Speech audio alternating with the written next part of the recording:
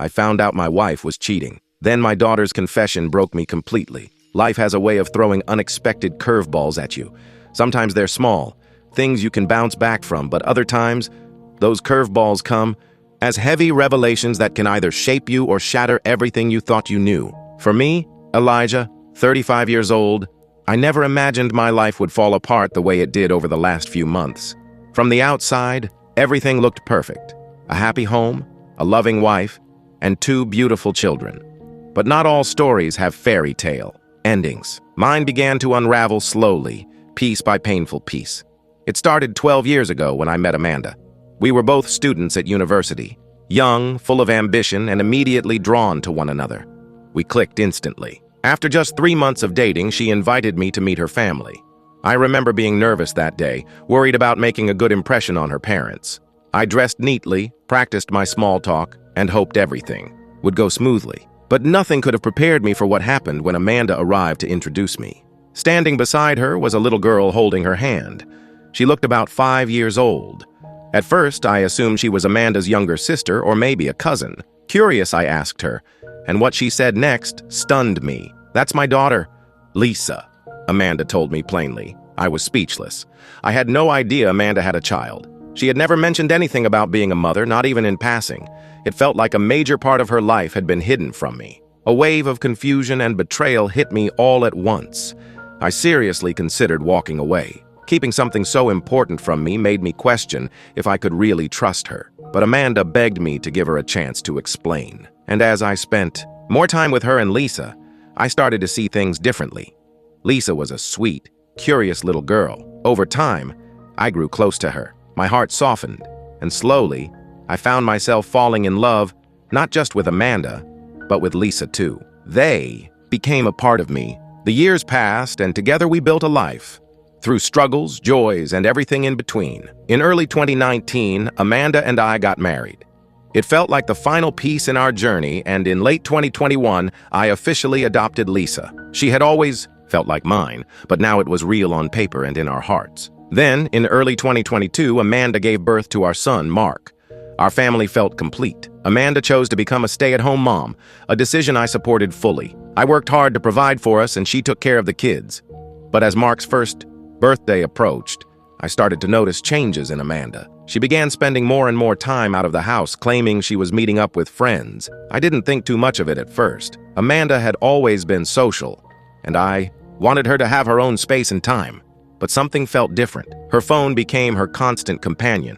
She would step out of the room to take calls. She'd lock her screen the second I walked by. Conversations became shorter. Her laughter felt forced, and when I asked her about it, she brushed me off. "It's just some friends from work," she told me, waving away my concern.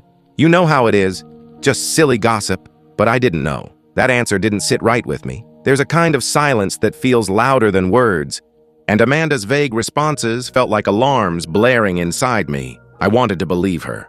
I wanted to trust the woman I had built my life with. But something inside me, that deep gut feeling you can't ignore, told me something was off. So I started paying closer attention. I didn't want to accuse her of anything without proof, but I needed to know what was happening. I told myself, maybe I was just overthinking. Maybe I was tired from work or feeling distant. But deep down, I was preparing myself for the worst. And unfortunately, I wasn't wrong. The truth revealed itself slowly, painfully. It didn't come through one single message or one big argument. It crept in through patterns, the ones you only notice when you're really looking. The betrayal wasn't loud, but it was heavy. It filled every quiet moment between us.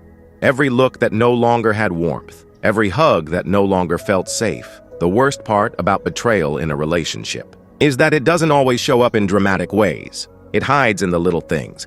The missed calls, the turned backs, the late-night texts. I didn't want to believe it, but there it was, changing everything we had built. And just when I thought the weight of Amanda's betrayal was the worst thing I would ever face, my daughter Lisa, now a teenager, came to me with a confession that shattered whatever was left of my heart. But that's a part of the story I wasn't ready for. Not yet. For me, that moment came last week, on an ordinary afternoon that would become anything but. I had left work early, hoping to surprise Amanda and spend some time with the kids.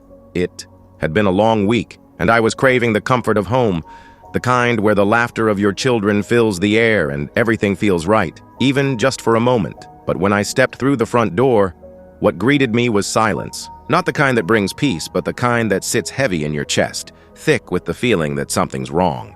"Hello?" I called out softly. No answer.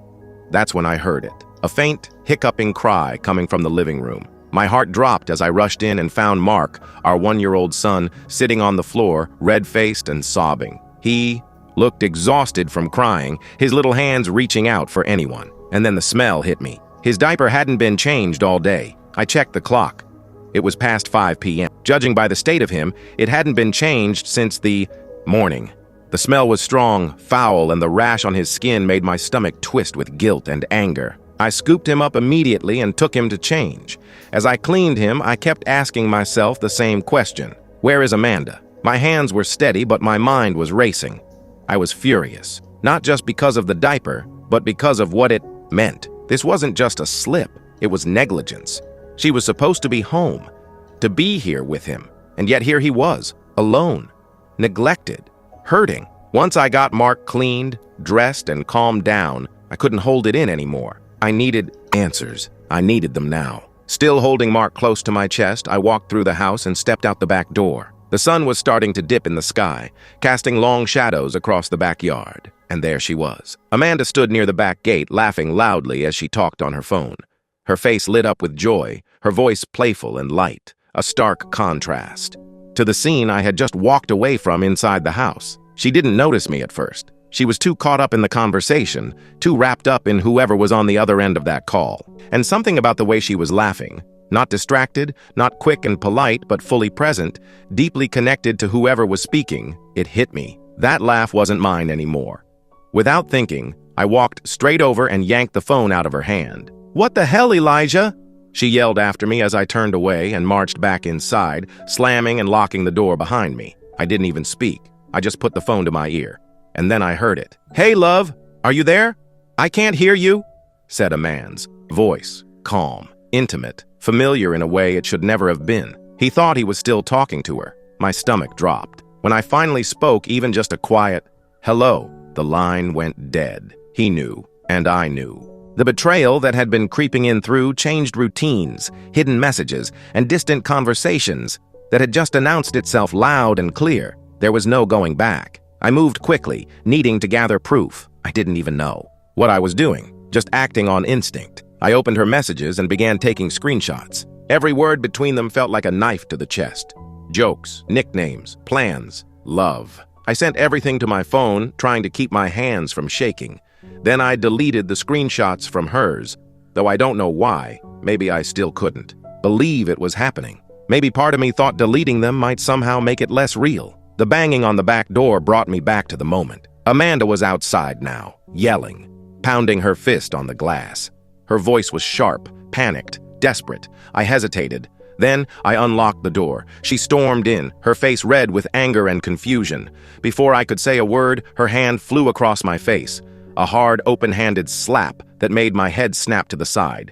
And I was still holding Mark. That's what stopped everything. As soon as she realized, her entire expression changed. Her eyes widened, tears instantly welling up.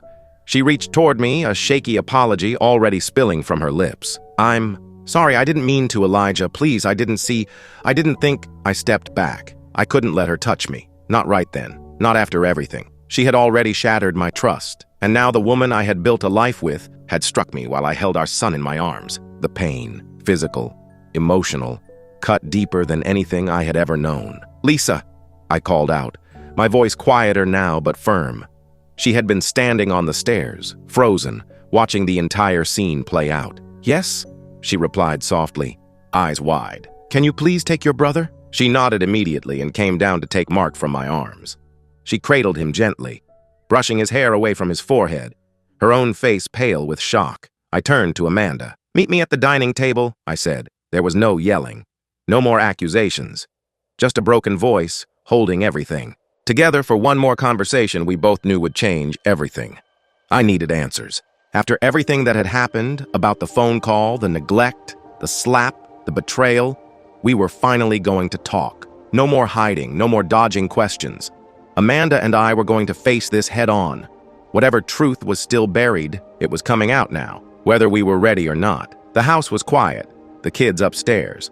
The only sound was the faint hum of the refrigerator and the low creak of the wooden floor beneath our feet. We sat across from each other at the dining table, the soft yellow light overhead casting shadows that danced slowly across the walls. The space between us felt like a canyon, wide, cold, and full of everything we hadn't said. I looked at Amanda. Her face was pale, her eyes red from crying, her hands trembling as they twisted nervously in her lap. I took a deep breath, trying to calm the storm inside me. "This is it, Amanda," I said, keeping my voice as steady as I could manage. "This is your one chance to salvage anything from this mess. If you lie to me now, if you hide anything, then we're done." She didn't look at me right away. Her eyes stayed fixed on the table. When she finally spoke, her voice was barely a whisper. "I'm so sorry, Elijah. I didn't mean for any of this to happen. It's not what it looks like. It's not that serious." I felt something snap inside me. I leaned forward slightly, my voice rising without meaning to. "Not serious?" I repeated. "You left our son alone, Amanda, crying on the floor with a dirty diaper. He was neglected for hours. What if something had happened to him?" I paused, trying to breathe through the anger, but the weight of it was suffocating. "Just tell me the truth," I said more quietly this time. "Who is he? How long has this been going on? And don't lie to me. Have you slept with him?" Amanda's shoulders slumped. She broke down, her face crumpling as fresh tears rolled down her cheeks. "It's Daniel," she said finally, her voice breaking. "My boss. It's been going on for the past 6 months." Her words echoed in my ears. 6 months. I stared at her, stunned. I could feel my heart pounding in my chest. "And did you sleep with him?" I asked again, even though I already knew the answer. She hesitated, then gave a slight, miserable nod. That one movement, so small, so quiet, had confirmed everything. "Elijah, she began, but I held up my hand to stop her. "Did you use protection?" I asked, my voice cracking under the weight of it all. That question seemed to break something in her. Amanda sobbed harder, covering her face with her hands. "I'm so sorry," she cried. "I'll block him right now, I swear. I'll do anything. You can see whoever you want. Just, please forgive me." Her voice filled the room with desperation, like she was clinging to the edge of a cliff. But I was already slipping away, piece by piece. Before I could respond, I heard footsteps on the stairs. Lisa. She walked down slowly, her face tense, her expression unreadable. She looked between us and then straight at me. "Dad found out about Daniel?" she asked quietly. Hearing her say his name, Daniel, made my stomach twist. "You knew?" I asked, my voice hollow. Lisa nodded. "Yes." I stood there, stunned. "Why didn't you tell me?" She didn't hesitate. "Because unlike you, Daniel buys me the things I want without me having to beg for them." Her words landed like slaps across my face. I felt each one. My throat tightened. How could you say that to me?" I asked, barely able to speak. Lisa's face was blank, her voice cold. "You're not my real dad." The room went silent. Amanda gasped. "Lisa!" she shouted, horrified. "How could you say that?" But the damage was already done. Everything that held me together shattered in that moment. Years of raising Lisa, of loving her, of being there for every scraped knee and every school event, every birthday, every bedtime story was gone, erased with one sentence. "You're not my real dad." I couldn't stay there another second. My body moved before my mind caught up. I stood up suddenly, the chair scraping loudly against the hardwood floor. The sound was sharp, final, like the closing of a door I wasn't sure could ever open again. I didn't yell, I didn't scream, I didn't break anything. But inside, I was already broken. Without another word, I picked up Mark from where he was quietly playing in the living room. He looked up at me with innocent eyes, unaware of the storm that had just torn through our family. I held him close to my chest, kissed his forehead, and walked straight out of the house I once called home. I didn't look back. My mind was numb as I strapped him into his car seat. Everything felt like it was happening around me, not to me.